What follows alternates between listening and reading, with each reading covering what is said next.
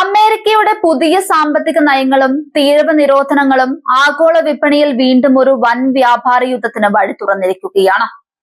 മുൻപ് പ്രഖ്യാപിച്ച വ്യാപകമായ നികുതി ചുമത്തലുകൾ നിയമപരമായ വെല്ലുവിളികളും തിരിച്ചടികളും നേരിട്ടതിന് പിന്നാലെ US ഭരണകൂടം തങ്ങളുടെ സംരക്ഷണവാദ നിലപാടുകൾ നടപ്പിലാക്കാൻ പുതിയ മാർഗങ്ങൾ തേടുകയായിരുന്നു.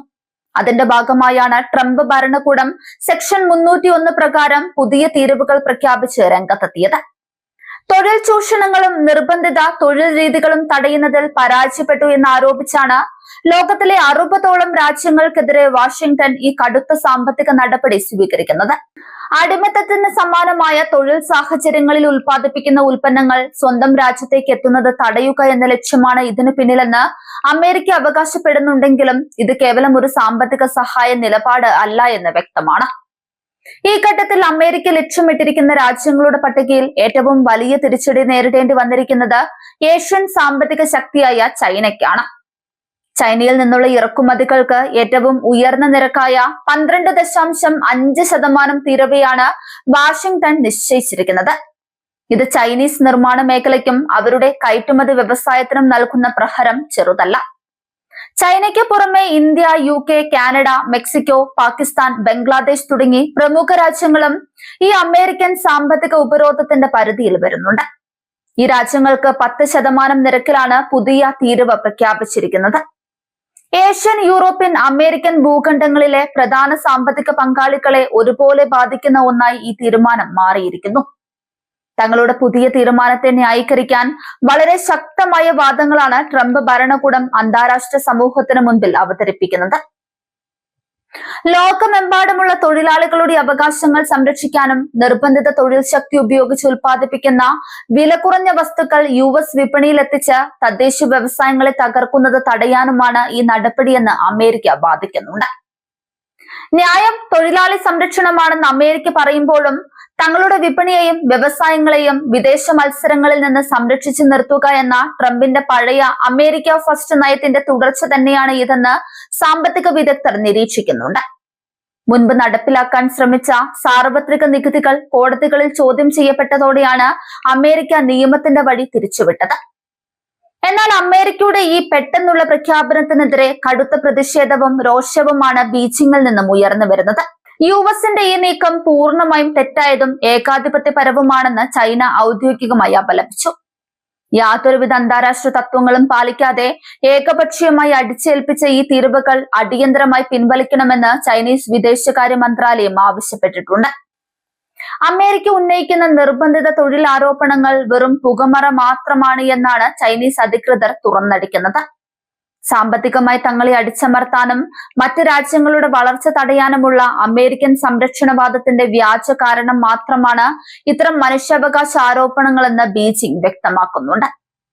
വാഷിംഗ്ടണിന്റെ ഈ നീക്കം ആഗോള വിതരണ ശൃംഖലയെ ഗുരുതരമായി ബാധിക്കുമെന്ന കാര്യത്തിൽ സംശയമില്ല. കോവിഡിന് ശേഷമുള്ള സാമ്പത്തിക പ്രതിസന്ധികളിൽ നിന്നും വൻ വിലക്കയറ്റത്തിൽ നിന്നും ലോകം കരകയറാൻ ശ്രമിക്കുന്നതിനിടയിലാണ് അമേരിക്കയുടെ ഈ പുതിയ സാമ്പത്തിക ആക്രമണം എന്നത് സ്ഥിതിഗതികൾ കൂടുതൽ സങ്കീർണമാക്കുന്നുണ്ട്. ഇന്ത്യ, ബംഗ്ലാദേശ് തുടങ്ങിയ രാജ്യങ്ങളെ സംബന്ധിച്ചിടത്തോളം 10% തീരുവ നൽകേണ്ടി വരുന്നത് അവരുടെ തുണിത്തരങ്ങൾ, IT ഉപകരണങ്ങൾ, മറ്റ് പ്രധാന കയറ്റുമതി മേഖലകൾ എന്നിവയ്ക്ക് കനത്ത തിരിച്ചടിയാകും.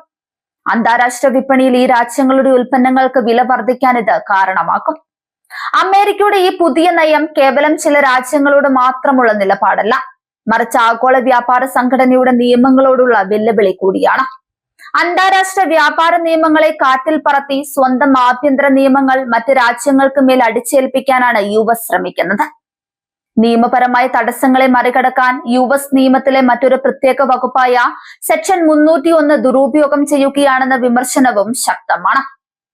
മുൻപ് പ്രഖ്യാപിച്ച വ്യാപാര നിയന്ത്രണങ്ങൾ നിയമപരമായി പരാജയപ്പെട്ടപ്പോൾ അതേ നിരോധങ്ങൾ പുതിയ വ്യാഖ്യാനങ്ങളോടെ നടപ്പിലാക്കാൻ വാഷിംഗ്ടൺ ശ്രമിക്കുകയാണെന്ന് ആരോപിക്കപ്പെടുന്നു. ഈ പുതിയ നീക്കം അമേരിക്കൻ ആഭ്യന്തര വിപണിയിലും വലിയ ചലനങ്ങൾ ഉണ്ടാക്കാൻ സാധ്യതയുണ്ട്. ഇറക്കുമതി ചെയ്യുന്ന ഉൽപ്പന്നങ്ങൾക്ക് തീരുവ കൂടുമ്പോൾ അതിന്റെ ആത്യന്തികമായ ഭാരം ചുമക്കേണ്ടി വരുന്നത് അമേരിക്കൻ ഉപഭോക്താക്കൾ തന്നെയായിരിക്കും. ഇത് രാജ്യത്തിന് പണപ്പെരുപ്പം കൂട്ടാനിടയാക്കും.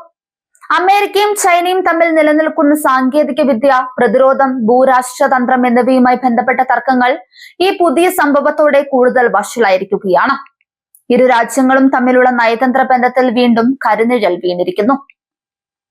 ചൈനീസ് കമ്പനികളെയും അവരുടെ വിദേശ ഉൽപാദന കേന്ദ്രങ്ങളെയും ലക്ഷ്യമിട്ടാണ് ഉയർന്ന നിരക്കിലുള്ള ഈ 12.5% തീരുവ ഏർപ്പെടുത്തിയിരിക്കുന്നത്. ചൈന തങ്ങളുടെ വ്യാവസായിക ഉൽപാദനം അയൽ രാജ്യങ്ങളിലേക്ക് മാറ്റി അമേരിക്കൻ നികുതി വെട്ടിക്കാൻ ശ്രമിക്കുന്നത് തടയുക എന്ന തന്ത്രവും ഇതിനു പിന്നിലുണ്ട്. തങ്ങൾക്ക് മേൽ അടിച്ചേൽപ്പിച്ച ഈ ഭാരത്തിനെതിരെ തിരിച്ചടിക്കാൻ ചൈനയും ഒരുങ്ങുന്നുവെന്നാണ് റിപ്പോർട്ടുകൾ സൂചിപ്പിക്കുന്നത്.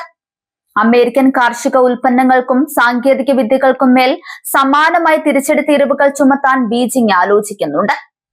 ബംഗ്ലാദേശ്, പാകിസ്ഥാൻ തുടങ്ങിയ വികസ്വര രാജ്യങ്ങൾക്ക് 10% തീരുവ വലിയൊരു സാമ്പത്തിക ആഘാതമാണ്. വസ്ത്രനിർമ്മാണ രംഗത്ത് വലിയ മുന്നേറ്റം നടത്തുന്ന ബംഗ്ലാദേശിന് അമേരിക്കൻ വിപണിയിലെ ഈ വിലക്കയറ്റം വലിയ ഭീഷണിയാണ് ഉയർത്തുന്നത്. ലോകത്തിലെ ഏറ്റവും വലിയ 2 സാമ്പത്തിക ശക്തികൾ തമ്മിലുള്ള ഈ ഭിന്നത ആഗോള വിപണിയിൽ വലിയ അനിശ്ചിതത്വമാണ് ഉണ്ടാക്കുന്നത്. മറ്റ് വികസിത രാജ്യങ്ങളും ഇതിനെതിരെ എന്ത് നിലപാട് സ്വീകരിക്കുമെന്നത് വരും ദിവസങ്ങളിൽ നിർണായകമാകും. വ്യാപാര തർക്കങ്ങൾ ചർച്ചകളിലൂടെയും നയതന്ത്രത്തിലൂടെയും പരിഹരിക്കുന്നതിന് പകരം ഇത്തരം ഏകപക്ഷീയമായ ഉപരോധങ്ങളിലേക്ക് കടക്കുന്നത് ആഗോള സാമ്പത്തിക വ്യവസ്ഥയുടെ സ്ഥിരതയെ തന്നെ അപകടത്തിലാക്കുമെന്ന് സാമ്പത്തിക വിദഗ്ധർ മുന്നറിയിപ്പ് നൽകുന്നുണ്ട്. അമേരിക്ക തങ്ങളുടെ നിലപാടിൽ മാറ്റം വരുത്താൻ തയ്യാറായില്ലെങ്കിൽ ലോകം മറ്റൊരു വലിയ സാമ്പത്തിക മാന്ദ്യത്തിലേക്ക് തള്ളപ്പെടാൻ സാധ്യതയേറെയാണ്. വാഷിംഗ്ടണിന്റെ ഈ നീക്കത്തിനെതിരെ കൂടുതൽ രാജ്യങ്ങൾ ഒന്നിച്ചണിനിരക്കുമോ അതോ അമേരിക്കയുടെ നിബന്ധനകൾക്ക് വഴങ്ങുമോ എന്ന് കണ്ടറിയണം.